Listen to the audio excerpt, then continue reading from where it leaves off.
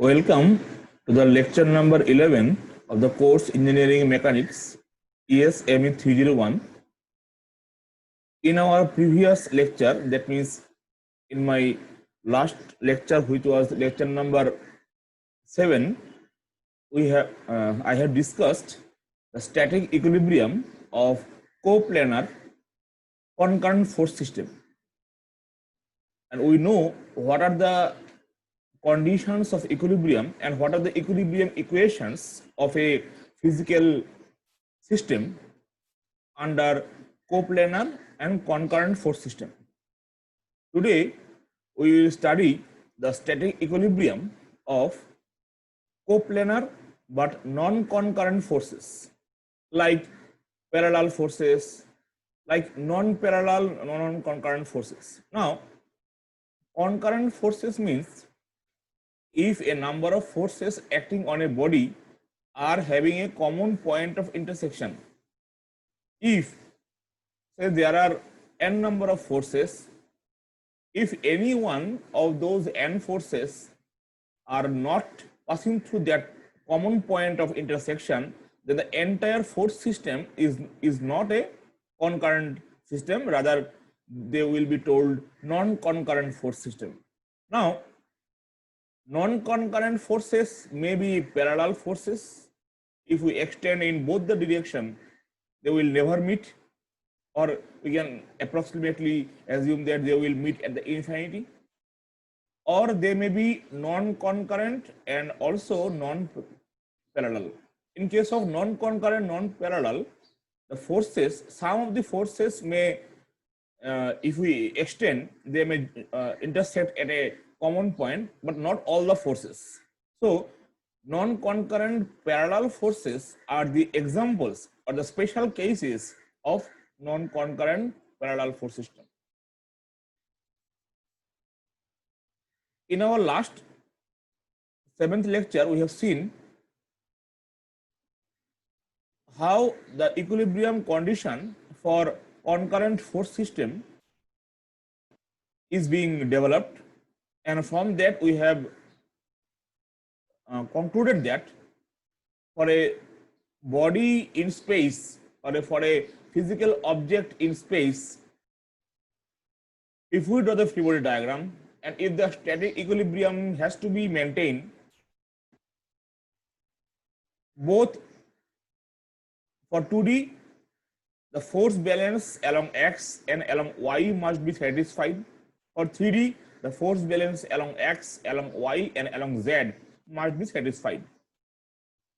Now, we have also told that if it is a 2D problem, that means we are talking of coplanar forces and also concurrent. So, for coplanar and concurrent forces, we have also discussed that how a force system can be converted into equivalent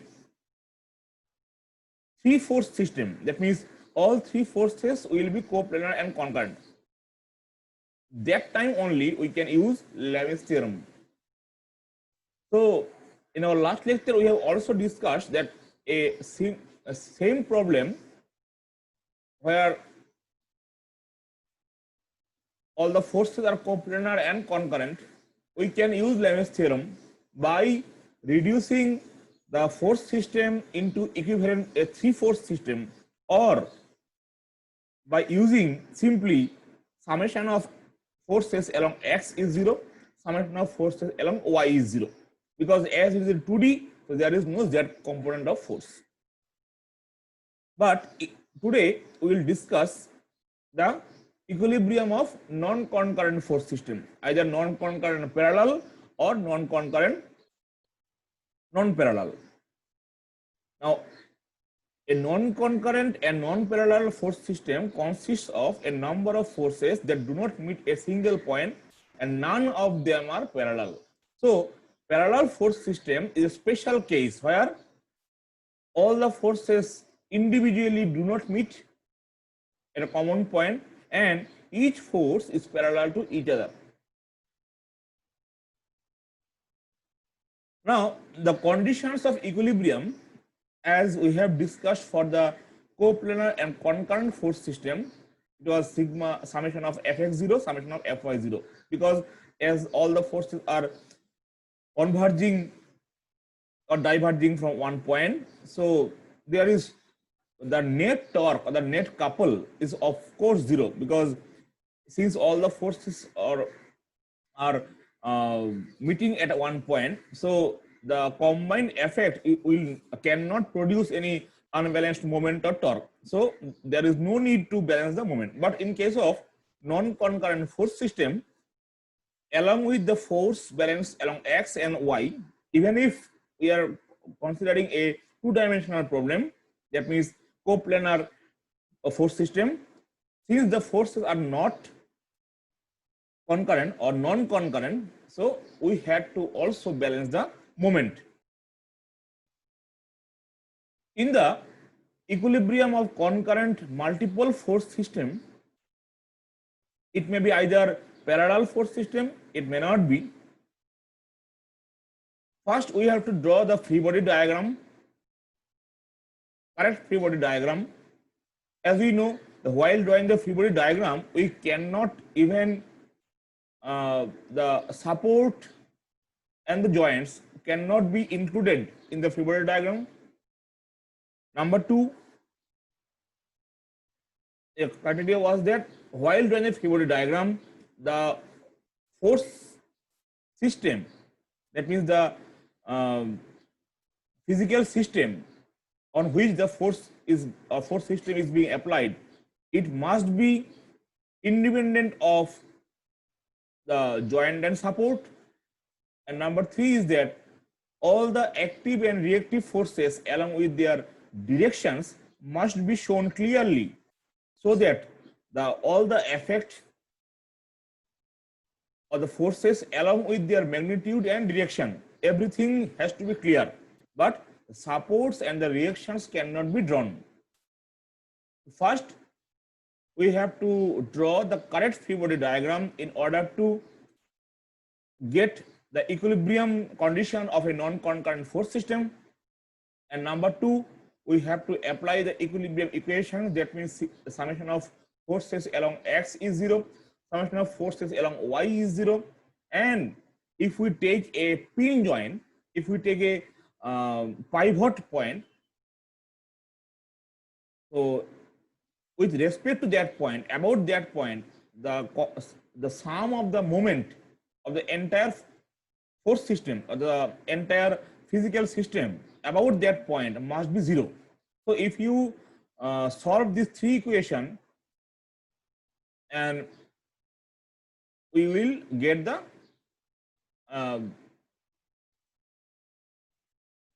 values, or we will get the magnitude and direction of the unknown variables, that means unknown forces like reaction forces, like say vertical reaction, horizontal reaction, etc. So all the reactions we can find out. So whatever the unknowns in that problem, we can find out if we solve this three: sigma summation of fx0, summation of fy0, and summation of moment about any fixed point either within the body or maybe outside the body is zero. So let us discuss some problems one by one, so your idea will be clear. Say the right figure here is representing a truss. This types of rigid structure is called truss. Now, what is a truss? A truss is a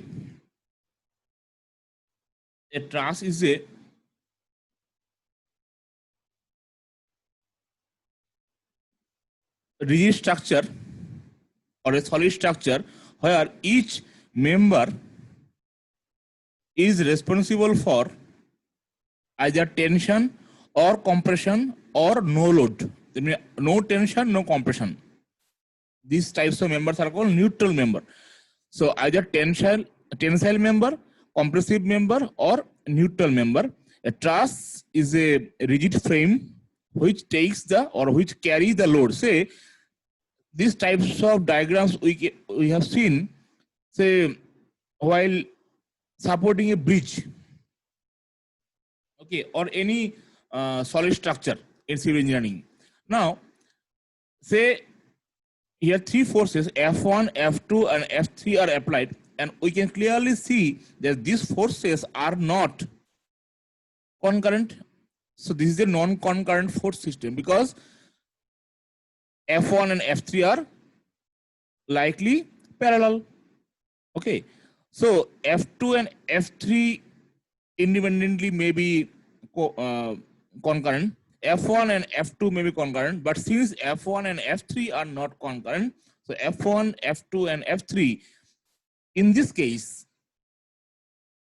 will be treated as non-concurrent forces. Now, what to do?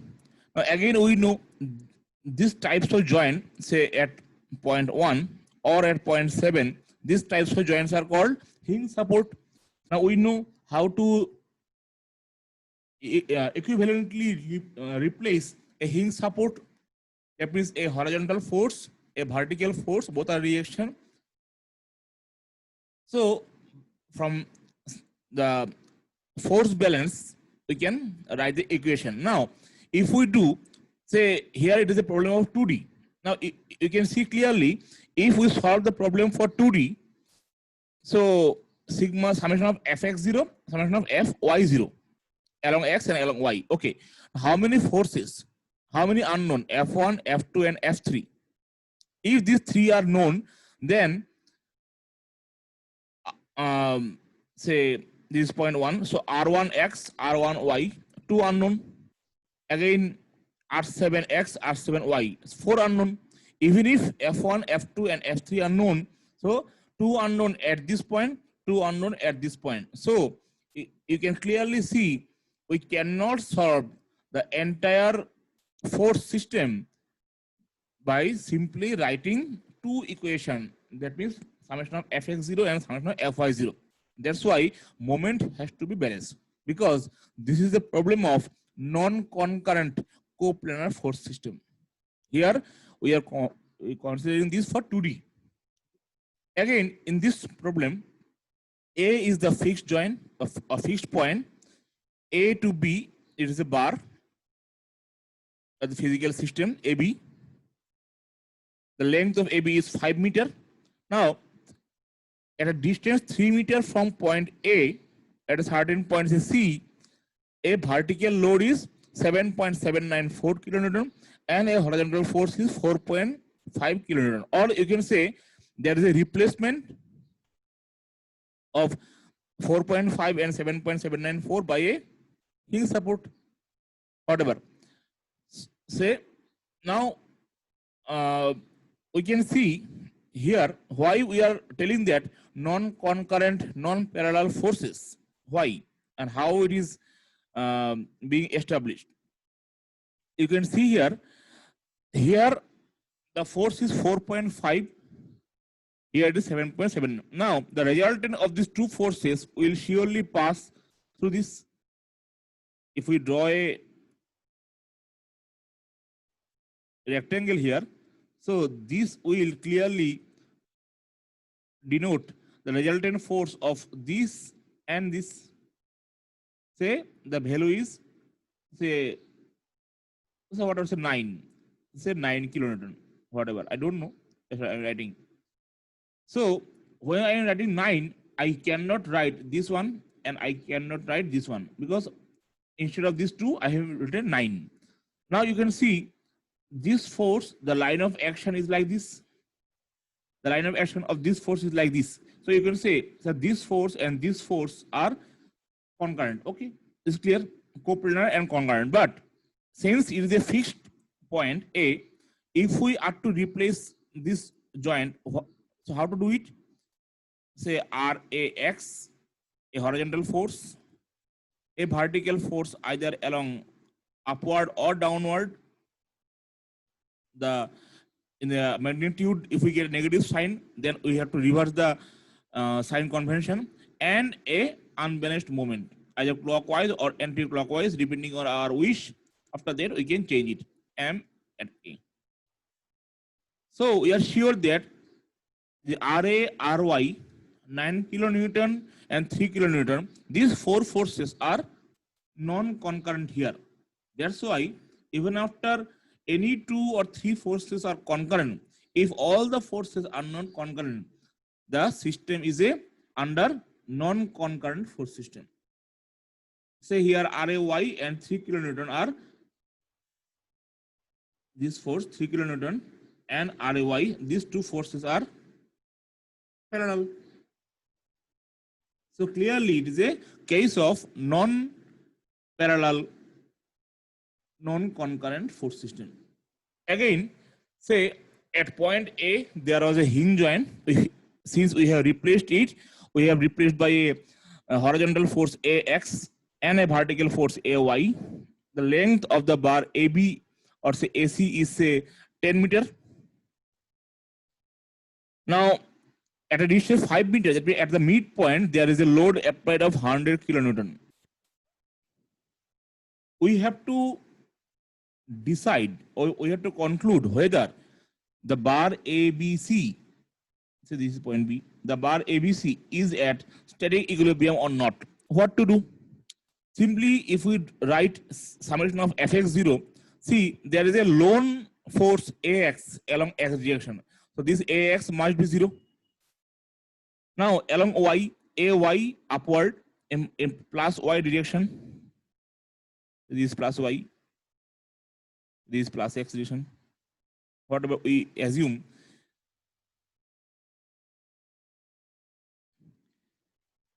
So Cx is also at plus y direction. And the load 100 is in downward. So what I can write? AY plus Cy is 100. Another I got Ax is 0.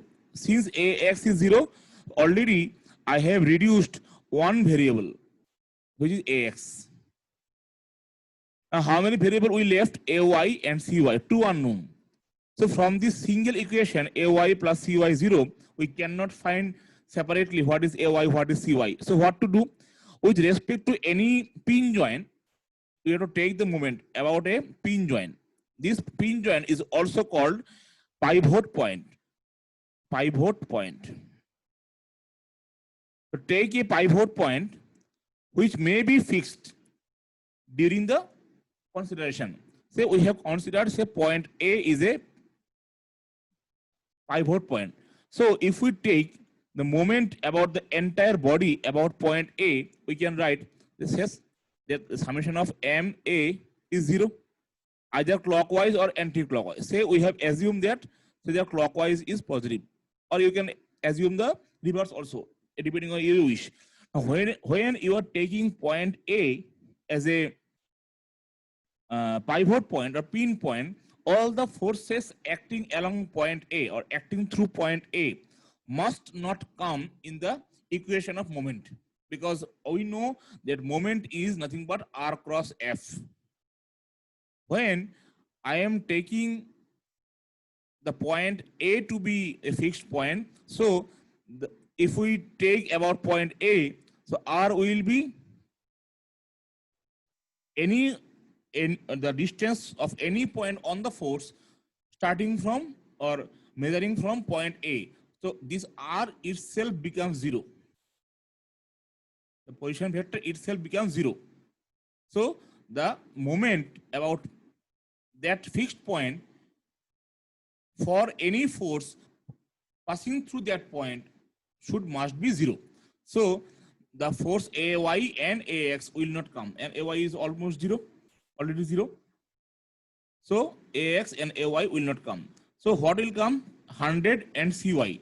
Now what about 100? You can see if A is the fixed point, what is the tendency or what is the nature of the force 100 kilonewton here?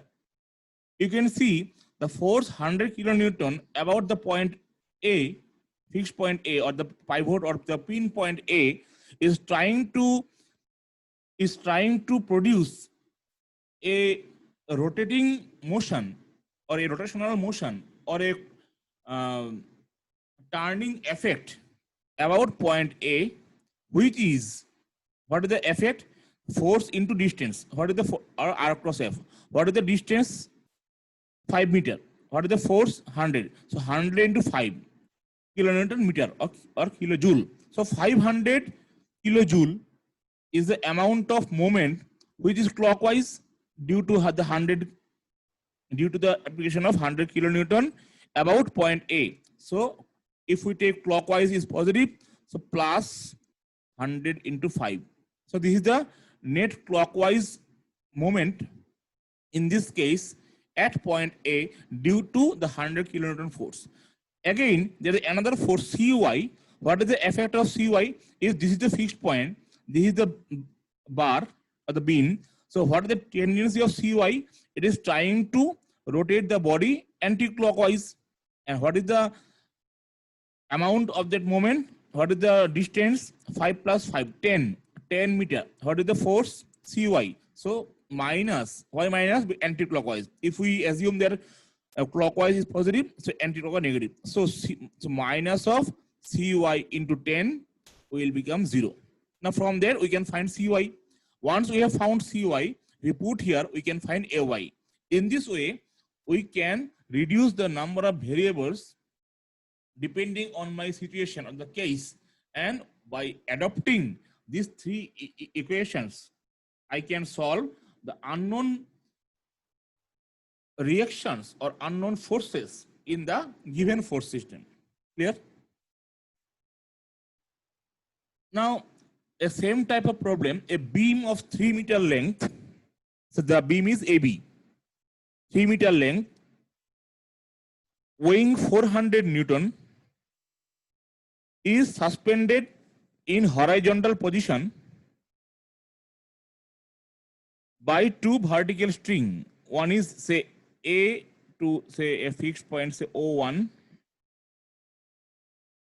another is say B to say another fixed point, say O2.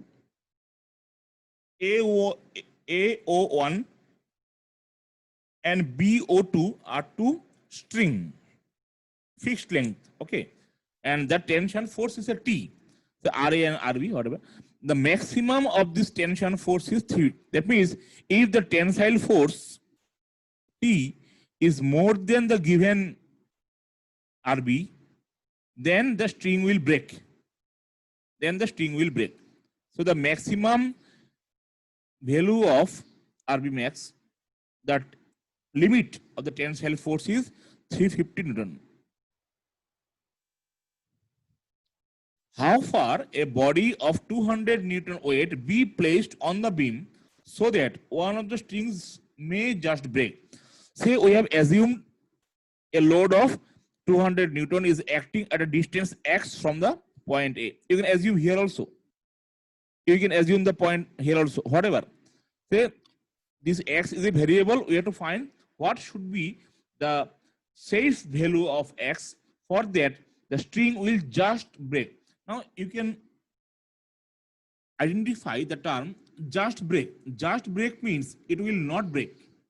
The term just break means it will not break, but it is on the verge of breaking. That means it is a problem of static equilibrium, the maximum or the limiting condition of static equilibrium, beyond which the static equilibrium will not be maintained and the problem will be changed into another equilibrium. So we cannot use the governing equations which we know till now. We cannot use that. Okay, now what to do? So if we draw the Fibonacci diagram first, because the correct Fibonacci diagram is very important. Say this is A. If we draw the correctly, it is A. This point B. The midpoint is a C. Through C, the weight will pass, and the weight is given 400. What is the, say it is T. Say it is T. Since same string, so there will be same tension. Now there is another applied force, which is the variable distance, say x from here. Now what is the, if we see there is no x direction force, so it is a problem of 1D actually. So sigma fx is already 0, so no need to solve it. If we go for sigma fy0, if we assume that say upward y is positive or downward y is positive, whatever you can use. Now what we can write? We can write the 400, so minus 400 minus 200 plus t plus t0. That means 2t is the net force upward and 600 is the net force downward. So t is 300. Now you can see here this t is actually less than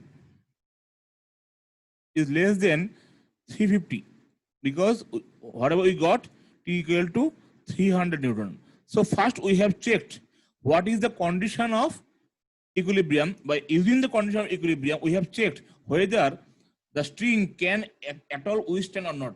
We have seen it can withstand because the tension force is coming to be 300 Newton.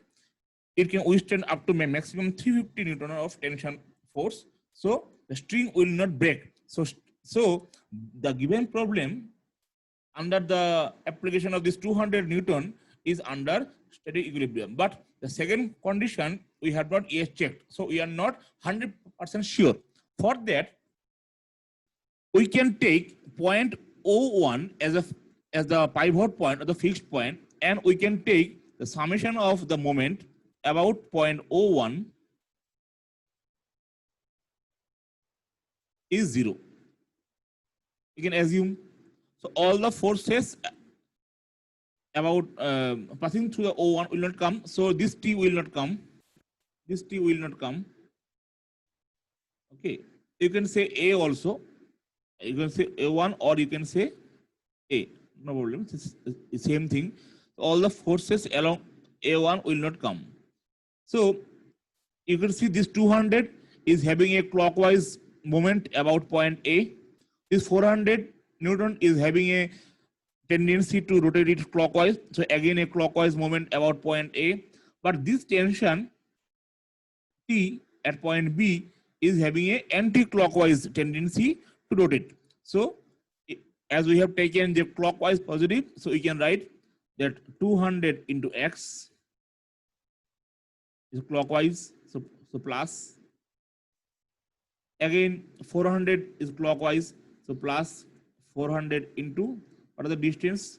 It is at the midpoint, so 1.5 minus of t at point B, not t, TA will not come. What is the distance? 3 is 0.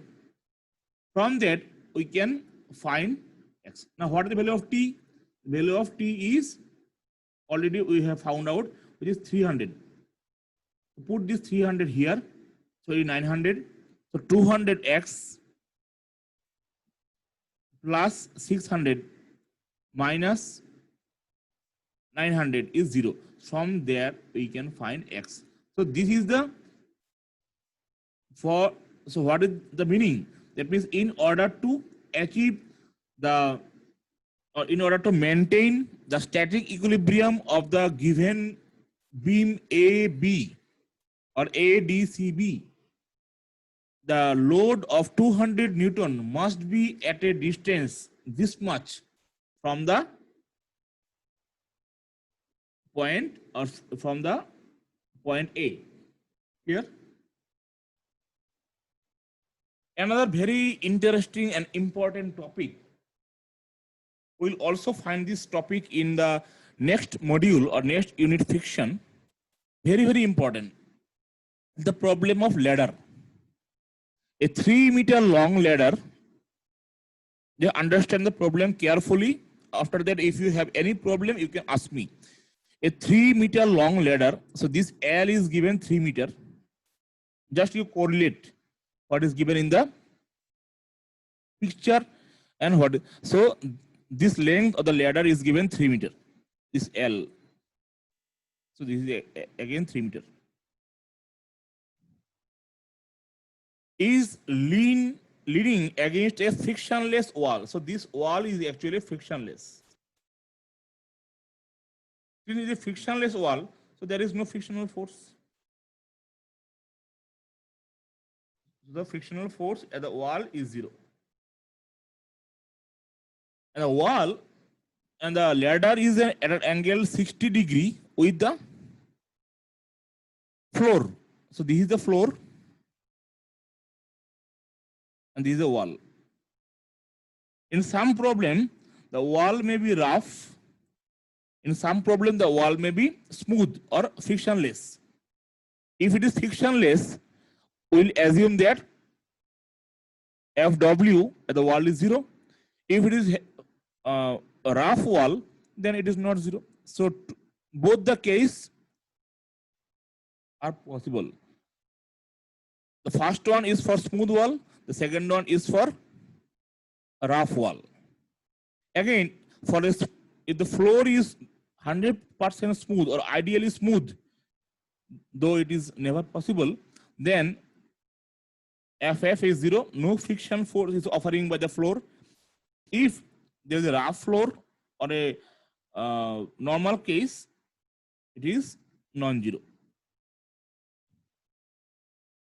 Now, here, according to the question, that one person is climbing the ladder, is working, say anybody from say CESC is doing some work in the electrical line in order to repair or maintenance purpose. Say the weight of the person will act downward. The first load is the load of the person. The second load is the weight of the ladder. Sometimes in the question it is given that consider the ladder to be weightless or neglect the weight of the ladder. In that case, the second load is 0. Now consider that if it is 3 meter, if the length of the ladder is 3 meter, if the angle is theta, so what is this much? 3 cos theta, and this much is 3 of sin theta. That means 3 into cos 60 is this length. Now where the friction force will act? Just in the to the middle point of this. So the weight of the ladder should pass through this point, to the midpoint of this length, say AB. But the weight of the person might not act the same direction or in this, along the same line of action of the weight of the ladder. Because if the person is here, it will fall like this, it will act like this. If the person is here, it will act like this.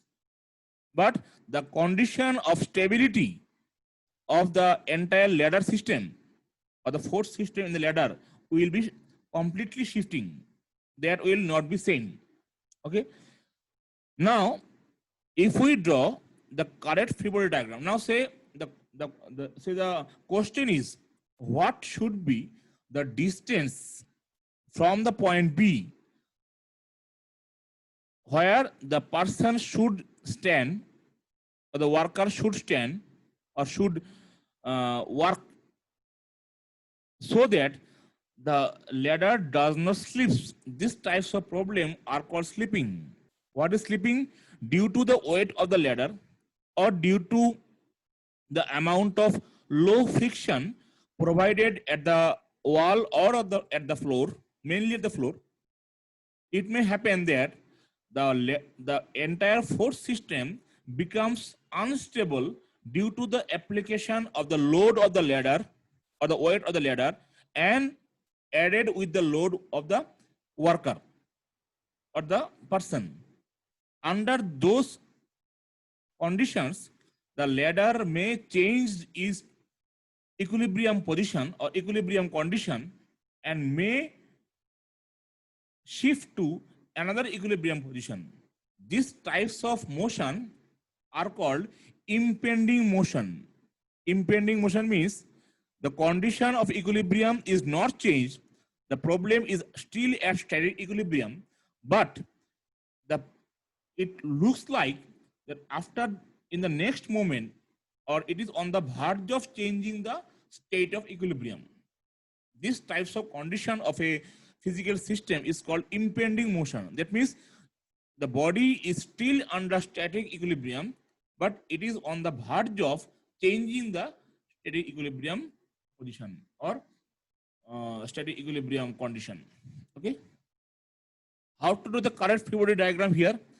When this point and this point is touching, here it is touching the floor, here it is touching the wall. So wherever there is a physical contact, we know that with respect to that surface, perpendicular will be the direction of the reaction force. So N1 here is the reaction force given by the wall. We can show it N1, or better to show it as W, that means wall, by the wall. N1. If we compare these two figures, these are same actually. Next, the weight of the ladder is M2, which will pass to the midpoint of this AB. This point is A, this point is B. What is AB? L cos theta. Here L is 3 meter, theta is 60 meter. So 3 cos 60 is the length of AB. So the weight of the ladder will pass to the midpoint of AB. So we can find out easily. Weight of the ladder, WL. So this is the W of L. Now the person is hitting here. For that, the load of the person will act like this. If it is CG, it will act like this. Say if the person is here, it will act like this. If he is here, like this. So we are assuming the person is here.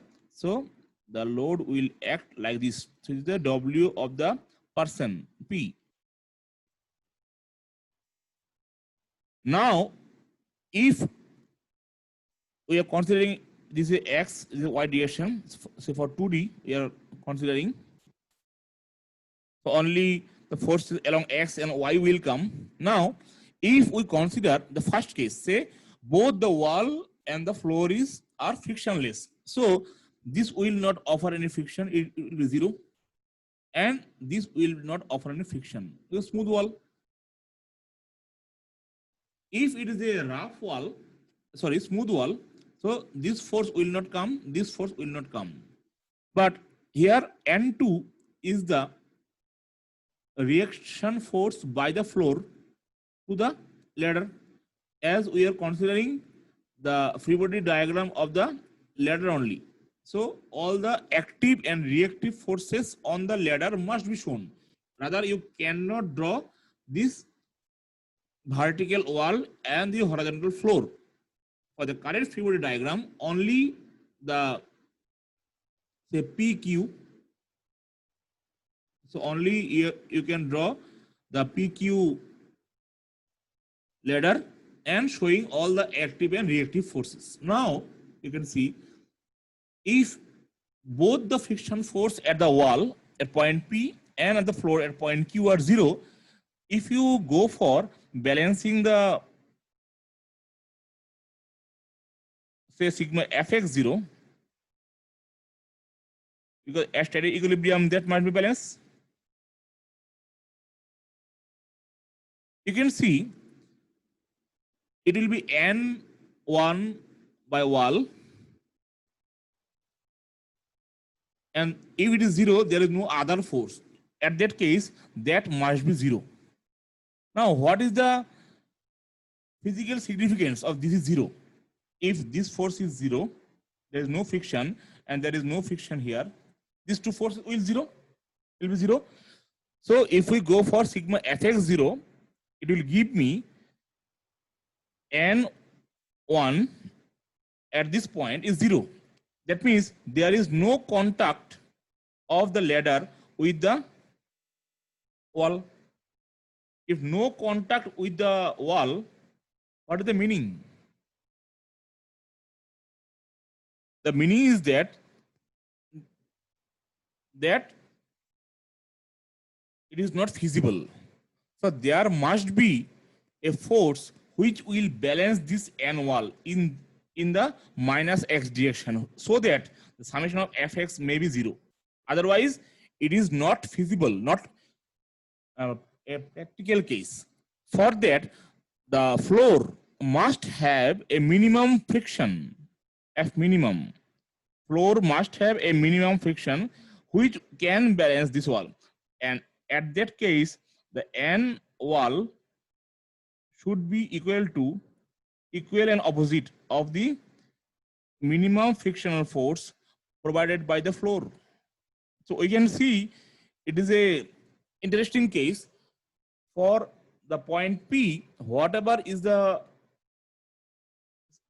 support reaction along x direction, that is balanced by the frictional force in another point Q, which is given by the floor. Clear? Again, if both wall and the floor are frictionless, again, so the N2, that means the normal reaction by the floor is the only force along y direction, which will be balance the net load of the person and ladder. So N2 must be equal to WP, the person, plus WL. If WP and WL are given to you, then okay, you can find N2. But this N1, now if the friction is not present, what may happen? This is the main point to consider. If you would assume that here point P is a pivot point, we can see the effect of WP, the effect of WL, both are anti-clockwise, clockwise about point P. Because if this is a point P, WP, the effect is clockwise. WL, the effect is clockwise. Now, N2, this is the effect of anti-clockwise. So, in order to attain the rotational equilibrium also, along with the force balance, we must check whether the anti-clockwise moment about point P produced by the force N2 by the floor must balance the sum of the resultant moment produced by the weight of the person and the weight of the ladder about the same point P, which is clockwise. Clear? So, if the friction force is there, then the number of variables will increase. Okay, the coefficient of friction will come, the frictional force, two frictional force will come. Okay, so the number of variable may be 4 or 5. So we require 4 or 5 equation, because we know that the number of equation and the number of unknowns must be same at least in order to have a indeterminate problem. So what we have obtained today is that we have learned first the equilibrium of a point body. Then we have learned the equilibrium of a force system, where the force system is coplanar and concurrent. Today we have learned the equilibrium of force system, where the force system are coplanar but non-concurrent, maybe parallel or maybe non-parallel. So all the things we have discussed. Now, if the force systems are non-coplanar, then there is only one condition: whatever the force is there, the resultant force of all those forces, say there is 3D along x, along y, along z. So the resultant force of all the forces must be 0. If the resultant force is 0, we can find the summation of fx 0, summation of fy 0. If it is 3D, the summation of fz will also be 0. Either you can solve by this, or you can solve by attaining the resultant, say, force, say R, you got, say, in terms of, say xi plus yj plus zk in this form, say in the vectorial approach. Then if you do, say, if you select a pivot point, say O, so a summation of moment about point O, the R cross F, you will get 0. You can get the unknowns from the equation. And also, since the vector r, the resultant force is 0. So summation of fx, summation of fy, and summation of fz will be 0 separately or individually or independently. Okay. So any system of forces which keeps the body at rest is said to be in equilibrium, or when the body and when the condition of the physical body is unaltered or unaffected, even through it is acted upon by a number of forces, it is in equilibrium. Okay. Now, so say for a 2D, we can apply this. For a 3D, only sigma mz, sigma fz will come. Now, say this is a now what will happen for a collinear force? We have discussed in the last lecture. For a coplanar collinear force, there is only one condition, that there are two forces, if both are coplanar and collinear, that must be equal and opposite in magnitude. If one is F, another one should be minus F, so that the resultant is 0. There is no question of moment or torque, and the system is balanced. Okay. Now, if the same force F and minus F acts for a rigid body, and if they are not collinear, okay, if they are concurrent about a line, they may produce a unbalanced torque, which is called couple. Okay. Now, say there is another problem, a section of a bridge or a beam AE. At point A, there is a roller. At point E, we have applied a load of 300 pounds. At certain point, 6 feet distance from point A, we have applied another load of 500 pounds.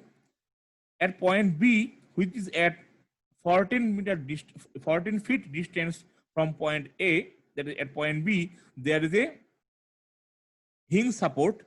So there will be obviously RBX and RBY, and a load is applied 200 pounds. Now we are to draw the free body diagram, and we are to find out what are the variables. Say how many variables will be here if we replace the roller support. Only one, which will be say R of A or RAY only, upward, because the beam here can translate about x-axis, so the x motion is not restricted, so RAX will not come here in the free body diagram. Similarly, at point B, we can assume this is your RBX, and there will be another RBY vertically, because we know if we want to replace a hinge joint, we have to replace by an equivalent vertical force and an equivalent horizontal force. So by adopting these three equations, I hope that you can solve the three equations, and you can find how many unknown: RAY, RBX, and RBY. So how many equations? 3. Summation of Fx0, Fy0, and moment 0. So by solving the three equations, we can find the 3 unknown. So this is the problem of indeterminate problem. So number of equations are sufficient to solve the number of variables. Clear? So that's all from today. So today we have completed the equilibrium of a particle as well as the equilibrium of a rigid body. In our next lecture, we will discuss, or we'll start friction. What is the friction? How many types of friction? What is there? What do you mean by static friction? What is kinetic friction? What is friction coefficient or coefficient of friction? Whether the static friction coefficient and dynamic friction coefficient are same or different, and why they are not same, what are the physical significance. So these things we'll discuss in our next lecture. Thank you.